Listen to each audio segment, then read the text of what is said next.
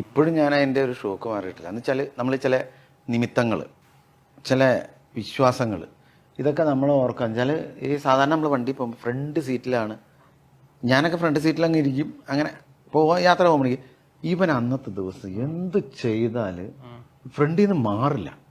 ഇപ്പം ചിത്താന്ത പിടിച്ച് കയറിയിരിക്കുന്ന പോലെ അവിടെ സീറ്റിലിരിക്കുക. ഭക്ഷണം കഴിക്കാനിറങ്ങി അപ്പോഴും പുള്ളി ഓടി വന്ന് ഫ്രണ്ടിലിരിക്കുക. അങ്ങനെ അങ്ങോട്ട് പോയപ്പോഴത് തന്നെ തിരിച്ചു വന്നപ്പോഴും ആ വണ്ടി കയറാൻ അധികം ഫ്രണ്ടിലിരിക്കുക. അത് ചോദിച്ചു മേടിച്ച പോലെ. എൻ്റെ ഈ സുതിക്ക് ഇവിടെ ഇങ്ങനെ ഇതാണ്, ഇവിടെ ഒരു കുഴി, അവൻ്റെ കറക്റ്റ് സ്ഥലത്ത് ഇവിടെ ഒരു കുഴി. ഇപ്പം അത് എൻ്റെ മുഖത്ത്.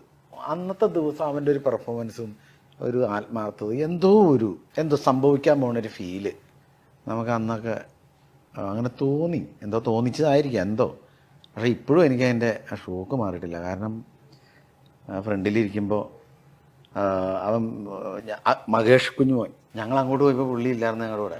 തിരിച്ച് ഇങ്ങോട്ട് വന്നപ്പം അവൻ വന്നിച്ച് ഞാൻ വരും നിങ്ങളുടെ കൂടെ, തമാശ പറഞ്ഞ് എറണാകുളം വരെ എത്താലോ എന്നും പറഞ്ഞ് അവന് വേറെ വണ്ടി ഉണ്ടായിരുന്നു. അവൻ വന്നിട്ട് ഞങ്ങളുടെ കൂടെ കയറി ഇരിക്കുക. കുറേ സമയങ്ങൾ ഞങ്ങൾ തമാശകളൊക്കെ പറഞ്ഞ് തമാശകൾ കേട്ട് അവൻ ചിരിക്കുന്നു. അത് കഴിഞ്ഞിട്ട് നമുക്ക് ഇനി ഉറങ്ങാമെന്നും പറഞ്ഞ് കിടക്കുക. ഞാൻ അറിഞ്ഞേയില്ല, വണ്ടി ഇടിച്ചത് ഞാൻ അറിഞ്ഞില്ല. ഒറ്റ ഇടിക്കാൻ എൻ്റെ ബോധം അങ്ങ് പോയി. ഞാൻ അറിഞ്ഞിട്ടേ ഇല്ല. ഈ സൈഡിൽ നിന്ന് അങ്ങ് ഇടിച്ചിട്ട് ഇവിടെ ഒരു കുഴി പോലെയായിരുന്നു. അങ്ങനെ ബോധമൊക്കെ പോയി. പിന്നീടാണ് ഞാൻ വണ്ടി ഇടിച്ച് എൻ്റെ ചിന്ത ഏതോ ഫസ്റ്റ് തന്നെ ഷൂട്ടിംഗ് ആണോ നോക്കിയത്.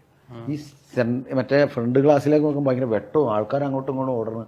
അപ്പം എൻ്റെ വിചാരം വേറെ ഏതോ വണ്ടിക്ക് ആക്സിഡൻ്റ് ആയിട്ട് അവരെ രക്ഷിക്കാൻ പോയതായിരിക്കും, ഇവരെ കാണാനുമില്ല. അപ്പം ഞാനെന്നിട്ട് കുറച്ച് നേരം നോക്കിയപ്പോഴും ഇവരില്ല. പിന്നെ ഇവിടെ ഒരു വീക്കും കാലിനൊക്കെ വേദനയൊക്കെ ഉണ്ട്.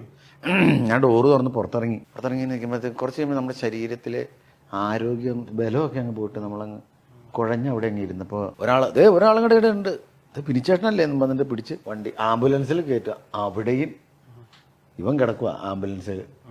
ഈ നമ്മുടെ സുതി അവന് ഈ ചങ്കിൻ്റെ ഭാഗത്ത് എന്തോ ഒരു ഭാരം.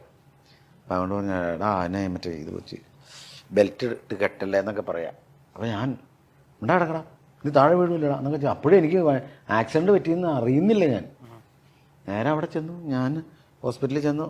ഞങ്ങൾ വേറെ സ്ഥലത്ത് കിടത്തേക്കണം, മഹേഷിനെ എന്നെ ഡ്രൈവറേയും കൂടെ ഒരു സ്ഥലത്ത്, സുധി വേറെ സ്ഥലത്ത്. സുധി നമ്മളെ തൊട്ടടുത്തില്ല. പിന്നെ അപ്പോഴത്തേക്ക് എൻ്റെ ഒരു കൂട്ടുകാരനെ വിളിച്ച് മെഡിക്കൽ ട്രസ്റ്റിലേക്ക് എന്നെ കൊണ്ടുപോകുമ്പോഴാണ് ഈ കൂട്ടുകാരൻ പറയണത് ഞങ്ങൾ മെഡിക്കൽ ട്രസ്റ്റിലേക്ക് പോവാം, സുധിയുടെ ബോഡി പേപ്പർ ഭാഗമൊക്കെ ഇങ്ങനെ ക്ലിയർ ആവാനുണ്ട് എന്നൊക്കെ പറയുമ്പോഴും ഈ ഫീല് നമ്മുടെ ഉള്ളിലേക്ക് വരുന്നില്ല. നമ്മൾ വേറെ